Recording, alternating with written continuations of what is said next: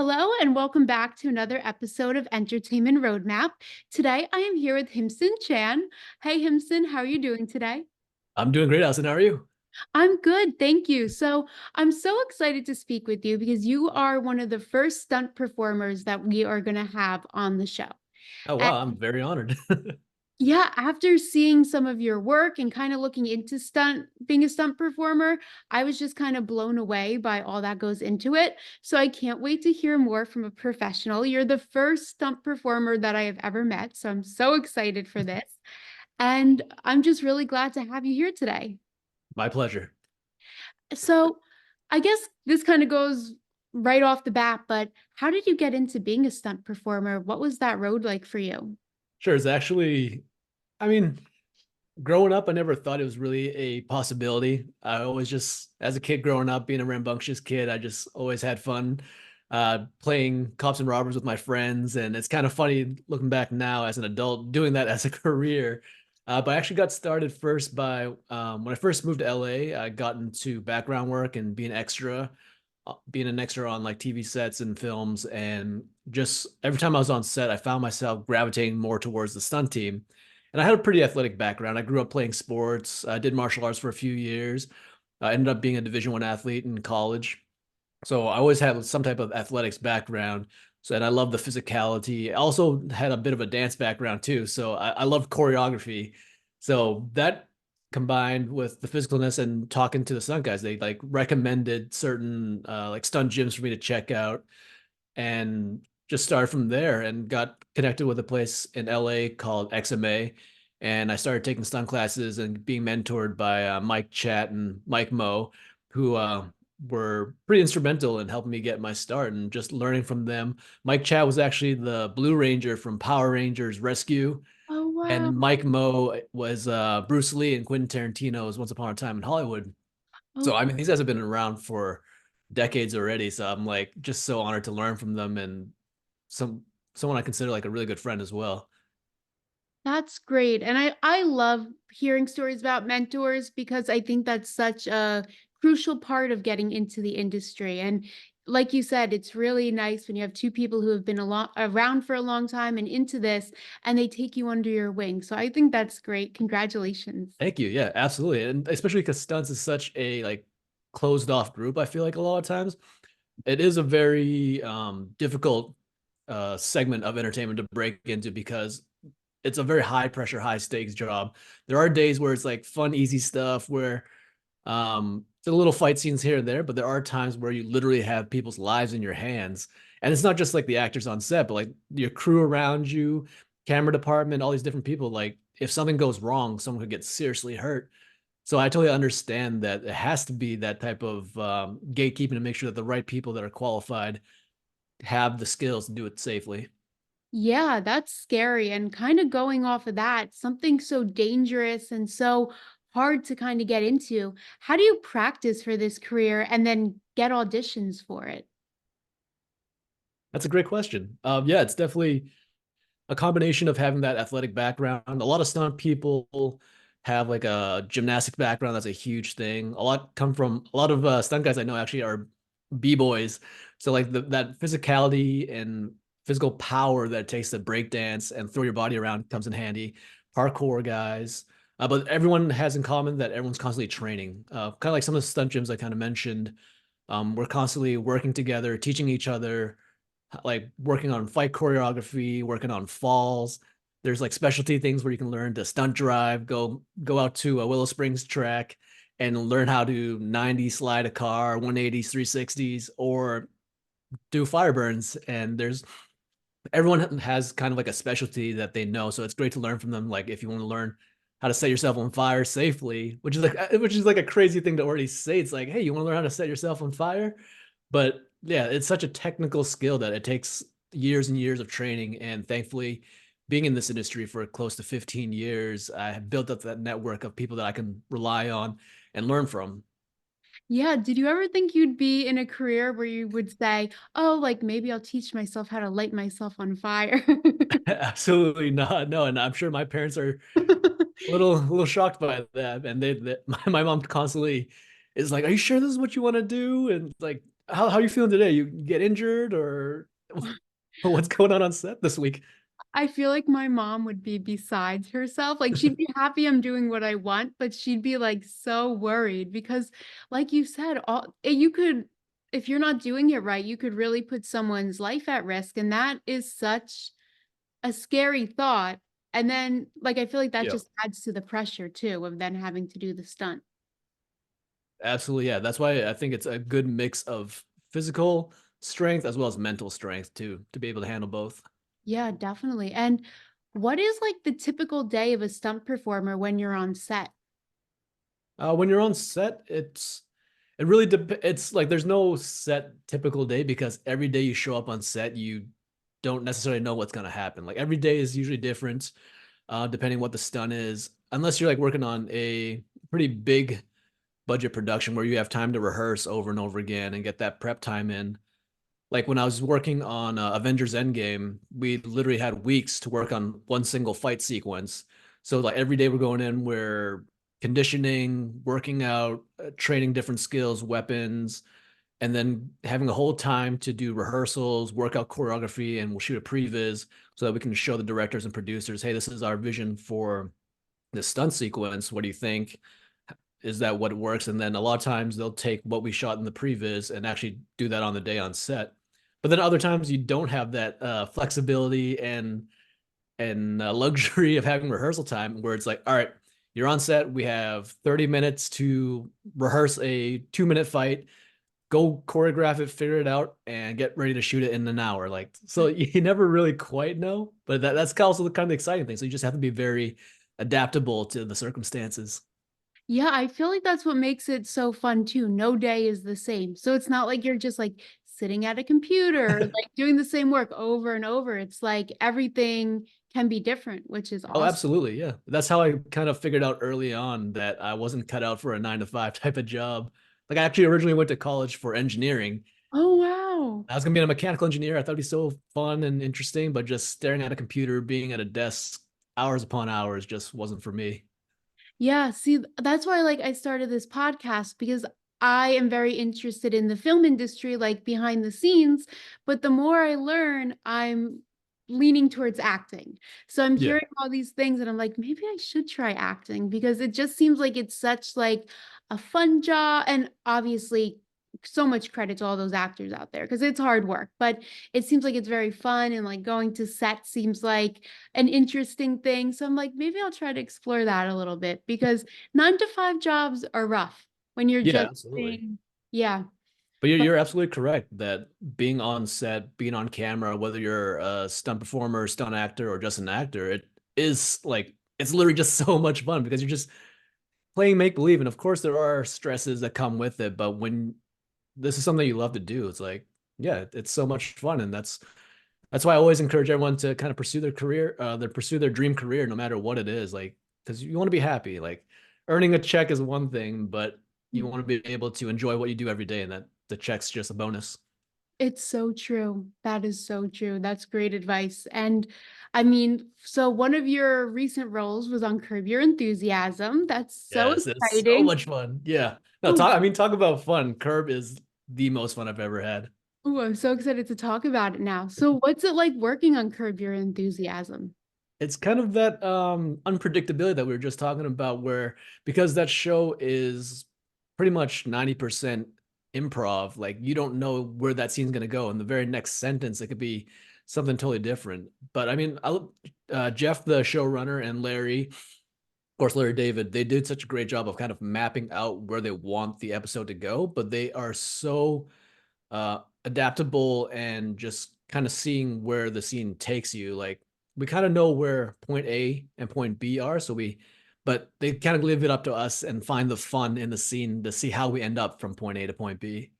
Yeah, do you like improv? Is that something that you ever saw yourself going into, or did you just kind of, Absolutely, yeah. I actually, when I first moved to LA, before I even got into stunts, I was taking improv classes at UCB, which is Upright Citizens Brigade, and they've got a couple schools, I think in New York and in LA, and I don't know if they branched out to Chicago yet, but it's one of the major improv schools around, and I just absolutely love the fun. And just also because I am ADD, so I love it, it's hard to kind of stick to what's on the page sometimes because sometimes I just have these impulses to go wherever the scene takes me.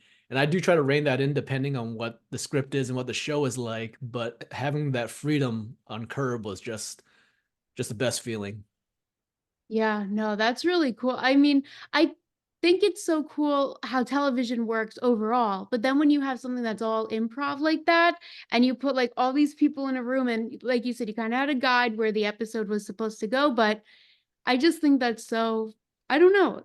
No, absolutely, absolutely. That's when It's you're like, really relying on your castmates, but also just living in the moment. And like I think like the best form of acting is when you're not acting, you're just living true to the moment. And that's what a lot of kind of the acting gurus and teachers and A-listers are always saying. It's like if you can see someone acting, then you've already failed as an actor. It's like they want to see you as a character living out this scene in this moment truthfully.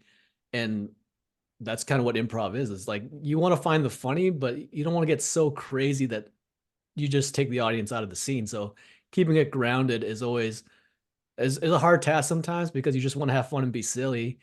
But having that professional training kind of keeps me connected to the material. yeah, you're filled with such great advice. Like, I feel like Thank you. everything you're saying, it's just like making so much sense and like staying grounded during improv. Everything is just, I'm sure our viewers are going to find this such a educational um podcast episode. So kind of going off of that, what advice do you have for those who want to become a stunt performer? I mean, constantly harping on training, like training, training, training. I mean, it's like any other skill, and especially with acting as well. You want to keep practicing, you want to keep getting better. But of course, a lot of people they see stunts happening on set or on screen, and they're like, "Oh, that looks easy. I could do it." And a lot of the times, I'd say it's probably mainly because the stunt performer is so good at their job that they make it look easy. But then when people start doing it, it's a whole different story. It's like they're just saying that anyone can be a stunt performer once. So yeah, you want to go out and like I can do a car hit. Okay, go out, get hit by a car, but then to be a stunt performer, you got to do it over and over and over again. So yeah, walk out on the street, get hit by a car once, and you probably realize you never want to do that ever again in your life. But having that kind of stunt performer mentality is like you are going to get beat up. Hopefully, God willing, injuries don't happen, but bumps and bruises is just part of the job, and you got to be able to fight through that and just keep working through the pain sometimes. So that perseverance is a huge part of being a stunt performer. Aside from like the skills, of course, there are a lot of people in the stunt community that are like world champion martial artists. Some are even Olympic level or at least NCAA championship level gymnastics. So these people that are successful, it's because they've had this background for decades already. So it's not something that you can just kind of jump into. But there are like things that like those schools, like there's in LA. I don't know if you're based in LA, but whoever's listening, if you're in LA, like there's Joining All Movement Gym that people call Jam, Tempest Free Running, XMA. These are all great places to get started just to begin to learn the foundations. And a lot of it is just building those skills and having the dedication to see it through. Yeah, I mean, I'm actually in New York, so I'm thinking about the improv classes that you brought up that have made their way to New York. But I know a lot of our viewers are based in LA, so those gym recommendations will definitely help. And I think it's so cool that there's dedicated gyms for stunt performer training. I, Absolutely, yeah. so when you like go into a gym, do you, I don't know how to word, is it like you have like a training session, or do you just kind of go and like a normal gym and like try out some stunts and practice? It's a little bit of both. I mean, sometimes there are like specific classes that you can sign up for, like weapons training, fight choreography, tactical training. Like there are specific courses that you can kind of take, but sometimes it's just fun to just get some of your fellow stunt performers, stunt guys, stunt women, and just work on fight choreography. It's like, hey, we have this concept, let's work out the choreo and let's shoot it because filmmaking is such an important part of being a stunt performer. Like it's one thing to throw a punch, but you got to know how to throw it correctly for depending what the camera angle is, where the actors opposite of you is being placed, and just your spacing around you, footwork. There's it's such a technical skill that to do stunts for camera is just a whole different level. So working out that for fight choreography and then shooting it is just something I love doing over and over again. And that kind of helped me prepare for when I step on a professional set, that I already know how we're gonna shoot it, what plays the camera, and how we're gonna sell each hit. Yeah, I'm loving this conversation because I'm learning so much. Like when you just brought up the camera, I'm like, I never even thought of that when it comes to stunt acting, performing, how much you need that. So all this stuff, like I'm learning so much. It's great. Thank you. I'm glad. Yeah, like we kind of talked about earlier, is just that mentorship is so important in like having a sustainable future and career. So whether it's stunts or acting, I always try to like mentor the next generation or just those that I'm coming up with. We're constantly learning from each other, and it's not really a race. It's a team effort. So we are working together, especially stunts. Like if you're doing a fight choreo, the people around you are just as important, if not more important than me. You know, like I'm relying on everyone else that I'm working with to make each other look good. So I think it's really important to kind of teach each other and make sure that everyone is the best that they can be. Yeah, no, that makes so much sense. And one thing that really stuck out to me about you was that you're an advocate for stronger diversity within Hollywood. So what can you tell us about your work there? Absolutely. Yeah. Diversity has definitely been a hot topic in Hollywood lately. There have been a lot of major progresses made, but we still got a long way to go. So I try to stay involved with organizations that promote diversity and are specifically trying to advance and place minorities in roles that we normally wouldn't have access to. There's some great organizations that focus on like Asian Americans that I volunteer with and try to be involved as much as I can, like the Coalition of Asian Pacifics in Entertainment called CAPE, Gold House, but even like other groups that are, like Ava DuVernay's Array is specifically like creating crew lists of minorities so that people can specifically seek out people of color to kind of fill these roles because they're highly qualified. They have the resumes to do it, but they're just not getting the opportunity. So I just tried to get involved and like kind of mentor, like I was mentioning, the next generation of diverse stunt coordinators. I have my co-stunt coordinator, Terrence Julian. We've actually got a couple movies in the works right now. It's only end of March, but we've had like 4 or 5 movies already going this year, and we are specifically trying to bring in a roster of up and coming stunt coordinators of color, both male and female, and getting them that opportunity, getting them that experience on set, kind of showing them how we break down a script when it comes to stunts, budgeting, so that when hopefully they get that opportunity, they're already prepared.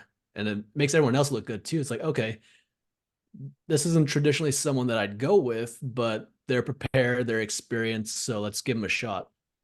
Yeah, I think what you're doing is very inspiring. And I Thank think you. that it's really going to help the film industry as a whole. And I know I'm Caucasian, so speaking about it from my end, I'm never going to understand it fully, but I think what you're doing is such a phenomenal thing for people of color. And I think you're really making a difference. And Thank you. I'm really honored to have spoken with you. I'm trying. I'm just trying to do my part. I'm still a little fish in a big pond, but I think even the smallest fish can make the biggest ripples in the water. It's true. It really is. And just congratulations on all the work that you've also done with that. And Thank you. no problem. And I mean, kind of going on to the next question, what has been your most memorable role? I mean, I've been in this industry for nearly 15 years, and it's tough to choose. I've worked with so many incredible people, been a part of so many jobs. I mean, Curb Your Enthusiasm is an easy answer just because it was so much fun and is like one of the probably more high profile projects I've been a part of. But one of the most memorable roles I've had, and it's also a little bit tragic, is I was a lead in a movie called Escaping Las Vegas that starred opposite Billy Zane. And we shot in Las Vegas on location for 2 months. Had so much fun. It's a great kind of comedy adventure thing, but unfortunately, the downside of Hollywood is even if you shoot these movies, there's no guarantee that people get to see it. So unfortunately, that's one of those projects that kind of fall into that category that it's probably not going to see the light of day. But that was like my first big starring role, which I was super excited about. We got to do so much fun, so many fun things all throughout Las Vegas. Put you up in a nice hotel and treat you like a superstar, which who doesn't like that, right? So that was a really cool experience. Unfortunately, probably won't make it to screen, but it's definitely something that lives with me all the time. And it was just a great learning experience too. Shout Yeah, out to Billy Zane. definitely unfortunate it won't make it to screen, but the fact that you got that experience, I think, is so phenomenal. And it must have been so much fun, like in Las Vegas, just kind of living it up, like feeling Yep. like on top of It, the it, world. it was so much fun. Like I don't know if they did this on purpose, but like we get picked up from our hotel and shuttled to set. Half the time I was in a limousine. And I thought that was just hilarious. It's like who rides in a limousine anymore? But it was really fun and they took care of us. Yeah, and I mean, one film that did make it to screen was Marvel's Avengers Endgame. So what was it like winning a SAG award for that? Congratulations, by the way. Thank you so much.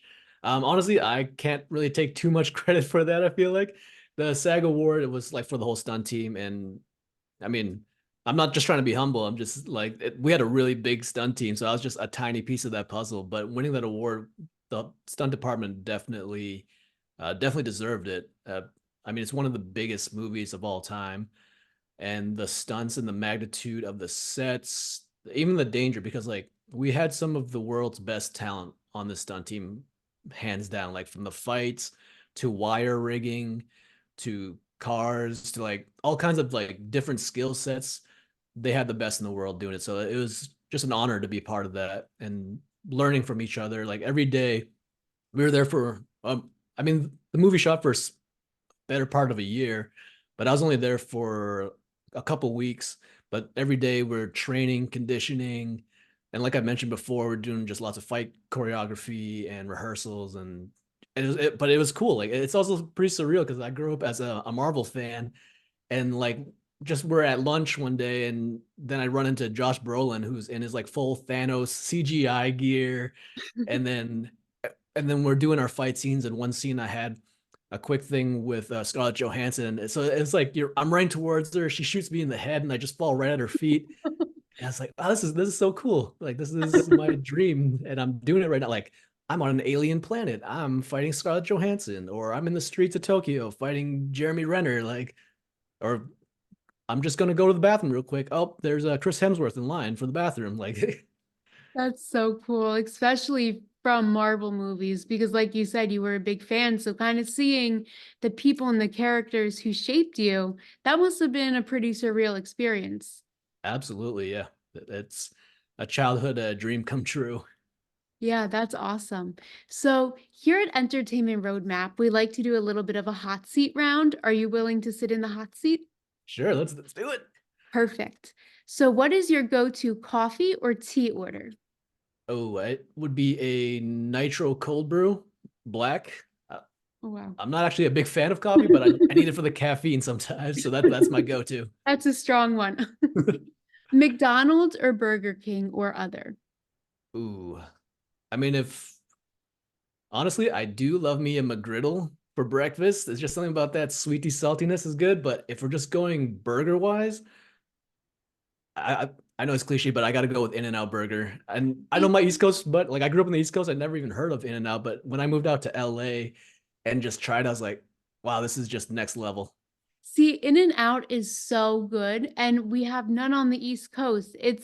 Like it's literally a bummer because there was the time, I don't know if you remember this. Someone found like a rapper in New York and they swore like they were gonna open up an In and Out here and like Oh no. everyone was all excited. They thought it was like marketing, and then it was just someone lost their rapper from That's funny. They probably brought it home as a souvenir because it's yeah. so good. I mean, Shake Shack is great too. I know that there's a bunch Yeah. on the East Coast, but just something about In-N-Out is just it's just so good. Yeah. And would you rather eat the same three things for the rest of your life or only be able to eat pizza for every meal? That's a good question. Could you have different toppings on that pizza, or is it the same pizza every time? You could, let's say for this, you could have any topping you want, so it could be different. Okay. Then I think I'm gonna have to say pizza. I mean, if I was if you asked me this question when I was like 10 years old, I would say pizza every single day. And honestly, that's still true. I love pizza and I love the different toppings. I'm actually a bit of a foodie and I am on the hunt for trying to find the best pizza, best burger, and best apple fritter in LA. So I found some really great spots. But yeah, I absolutely love pizza. And especially if I can have whatever toppings each day, that's heaven for me. Yeah. And dogs or cats? Both. Both. My wife and I, we actually have cats and dogs. We have we have two dogs and a cat, all rescues. Our cat actually just turned 18 years old last week, so he's a little old man. Yeah. And he's doing great. He does have like FIV and diabetes and but he's still awesome. That kind of love from a cat, I just never really expected because I always considered myself a dog person. But I Mhm. absolutely love our two dogs. We got a little Corgi Chihuahua who's 13 years old, and we have a Staffy Boxer mix who is 6 years old. Oh my And God. just the different personalities, it makes every day pretty interesting. Yeah, see, I have three dogs right now. I Oh have two wow. dogs with my family, and then I have my own puppy. And I've always been a dog person. My family's always been dog people. And then my sister got a cat. Yep. And we're like making that turn where same thing. Like if someone asked me, it'd be dogs and cats. And she doesn't live here. She lives out of state, but she brought the cat home and we're like trying to get the dogs and the cats like all adjusted to each other, but Exactly. Yeah. I feel like there's some unjust bias towards cats because it's true. I've grown up my entire life. I'd still say I'm a dog person, but the cat that we have actually was my mother-in-law's cat that we ended up fostering, and then we ended up essentially adopting. Like he's pretty much our cat now, and I would have never expected having that connection with the cat because they are such a different personality than dogs and just a whole different lifestyle. But he is probably the cutest little fur ball in our house. Well, I love that. I love animals.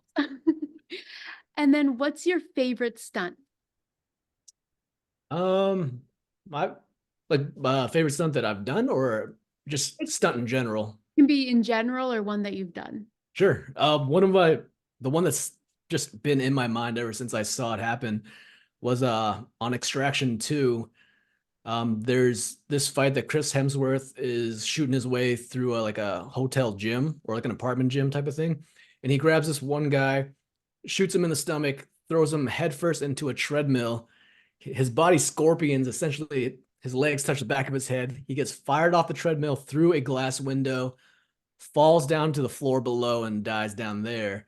And just the creativity of that was just like I was like, that's what I want to do. Like I love finding these crazy, exciting things that the audience doesn't expect and just having fun with it. And my buddy Sam Hargrave is a director on that, and also good friends with the stunt team, second unit director, coordinators, and choreographers. And those guys are world class for that reason. Like they can come up with these incredible things, shoot it in an exciting and fun way, and just that was just a really cool moment that stuck with me. Yeah, no, that stunt sounds like so intimidating and I couldn't even wrap my head around Oh doing yeah, it. absolutely. It's just shooting that. It's just so complex. It's like, oh yeah, just shoot him, throw him down. He's gonna fly out this way. We're gonna toss him down another floor. Like the logistics of that is just so meticulously planned that just shows how much respect that the stunt department deserves. Yeah, it's really an art. Like it's full whole other category because it's crazy. But I cannot wait to see upcoming TV shows and movies with you in it. Himson, thank you so much for joining me today. I had Thank you such so much for your time. I appreciate it. and best of luck to you and I can't wait to see what you do in the future. Thank you. Appreciate you.